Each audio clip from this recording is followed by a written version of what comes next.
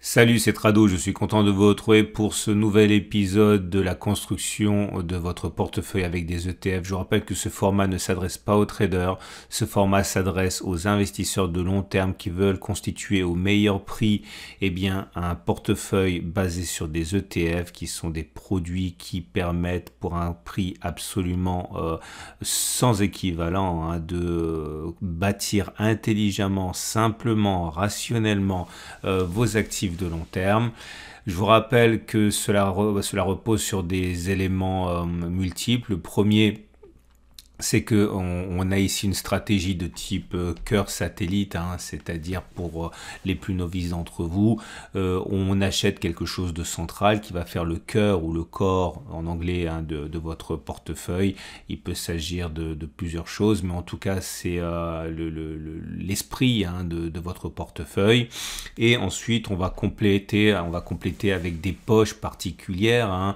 Ici dans votre exemple, alors, imaginons que vous achetiez un ETF monde avec 70% de votre capital. Vous allez ensuite compléter avec des valeurs de conviction qui vont dynamiser votre portefeuille, par exemple des économies émergentes, le développement durable, du luxe, ou alors on peut mettre moins que 80%, on peut mettre 70, 60, 90%. L'idée est toujours la même, c'est que vous avez un paquebot qui est votre cœur de portefeuille, qui a un ETF très général, et puis derrière vous allez colorer votre patrimoine avec des choses sectorielles ou de conviction qui vont vous permettre de dynamiser vos avoirs.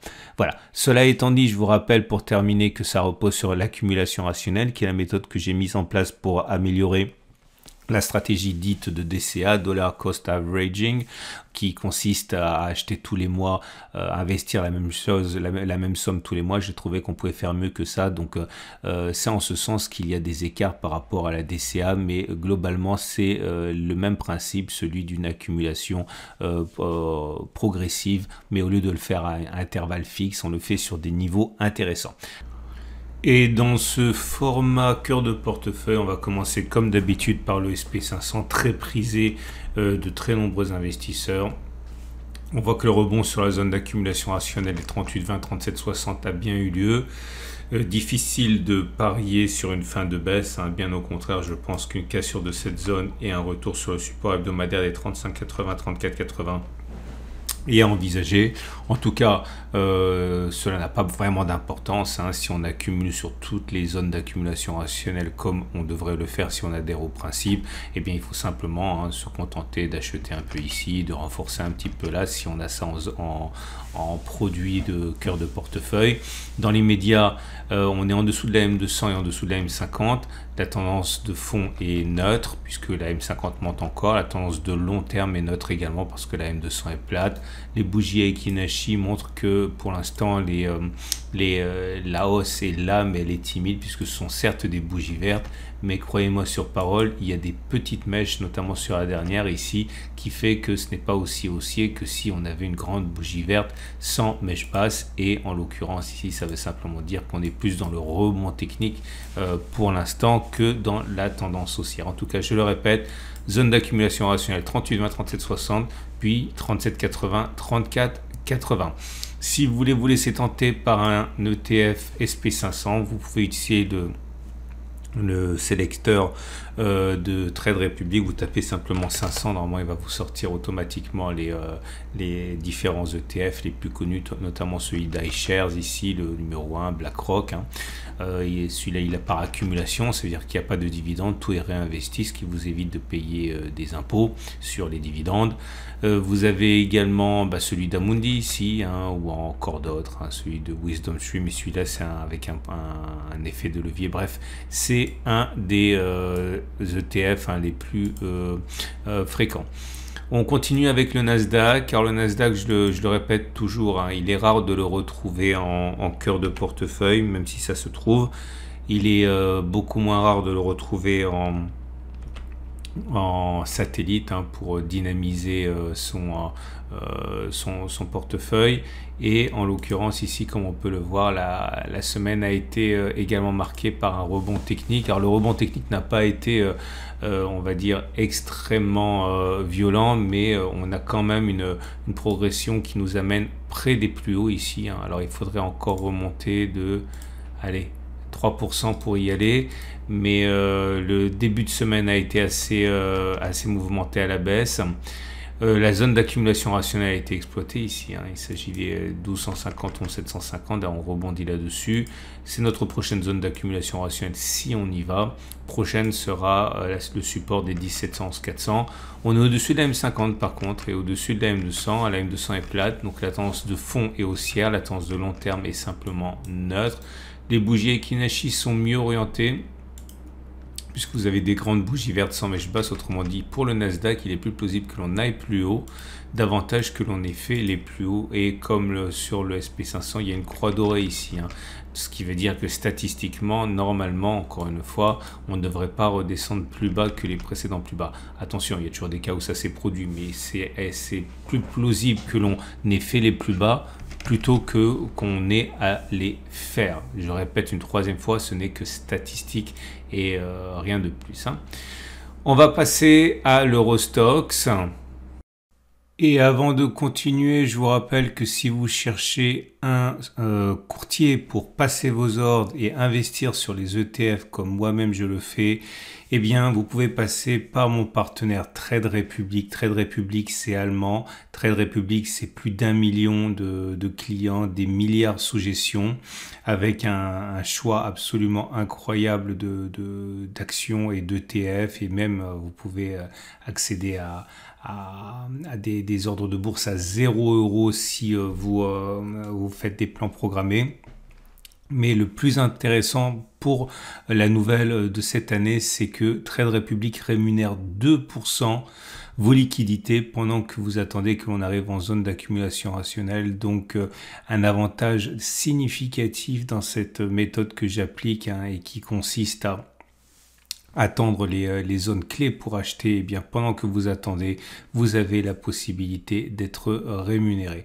Voilà, dernière chose, et je le répète parce que je l'ai déjà dit, Trade Republic est régulé par la BaFin, c'est-à-dire l'équivalent de l'AMF allemande, qui est réputée même encore plus sélective. Bref, c'est mon sponsor. N'hésitez pas à cliquer sur le lien en dessous et découvrir l'offre exceptionnelle que vous propose Trade Republic. Et si vous voulez vous renforcer ou créer un cœur de portefeuille avec l'Eurostoxx 600 beaucoup plus, on va dire, diversifié que l'Eurostoxx 50, les 600 plus grandes capitalisations européennes, eh bien vous pouvez passer par un ETF Eurostoxx 600. Deux zones d'accumulation rationnelle ont été cassées, une solide ici et une fragile là. En tout cas, la prochaine zone d'accumulation rationnelle, on le sait maintenant, est à 433-421. Et puis surtout le support mensuel des 380-390, si c'est ça qui vous intéresse pour renforcer vos positions en cœur de portefeuille. La tendance de long terme est neutre, la tendance de fond est baissière. Bref, aucune raison de penser que l'on va éviter un contact avec les 433, 421. Autrement dit, aucune raison de penser qu'on ne pourrait pas baisser encore de 3% avant éventuellement d'aller chercher la zone des 380, 390. Il y a d'autres zones intermédiaires, je ne les ai pas fait figurer, on pourra les faire figurer également, mais en tout cas, il faut en profiter si vous croyez au principe des zones d'accumulation rationnelle. Il y en a une ici de zone d'accumulation, il y en a une autre ici.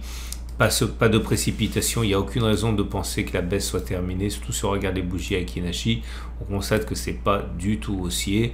D'abord parce que ce n'est pas vert, et puis vous voyez, même si on a une bougie rouge ici d'indécision, les bougies précédentes n'avaient pas de mèche basse haute, ce qui veut dire qu'il est plus plausible que l'on continue de baisser plutôt que l'on ait fait les plus bas sur l'Eurostoxx 600. Et c'est la même chose pour l'Eurostoxx 50, plus resserré, avec uniquement les 50 plus grandes capitalisations européennes.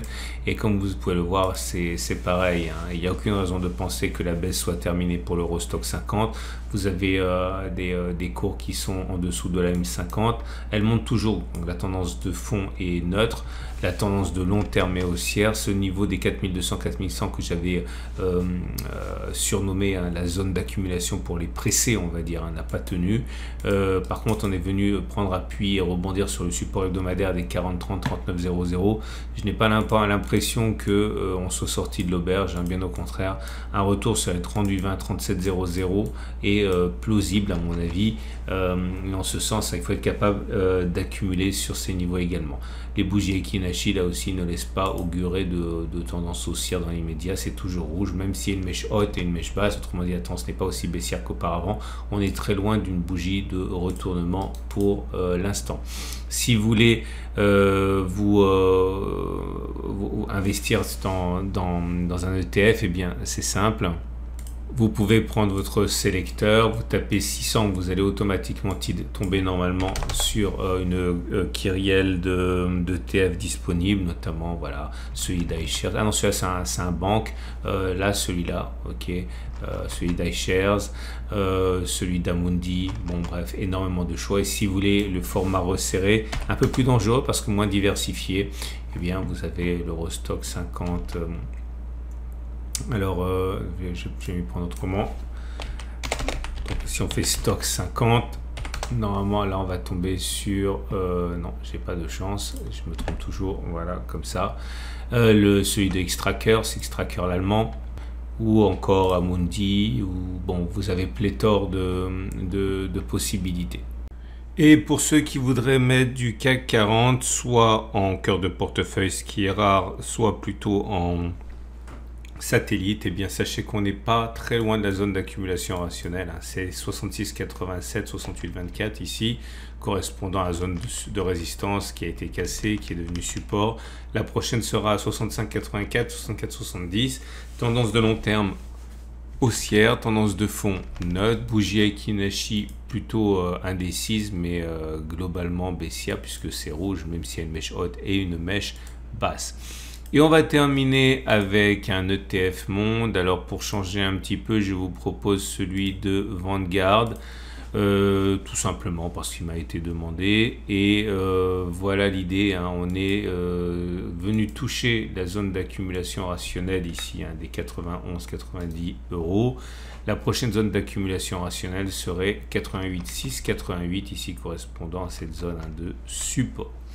Voilà ce qu'on pouvait dire pour les zones d'accumulation rationnelle sur les grandes options pour du cœur de portefeuille. N'oubliez pas que vous pouvez retrouver plus de 25 ETF satellites dont les zones ont été tracées la semaine dernière. Je le mets en transparence à la fin de cette vidéo. C'est une excellente semaine. N'oubliez pas de vous abonner si vous avez aimé ce format afin de ne pas louper les mises à jour toutes les semaines. Et je vous dis à la semaine prochaine pour la mise à jour.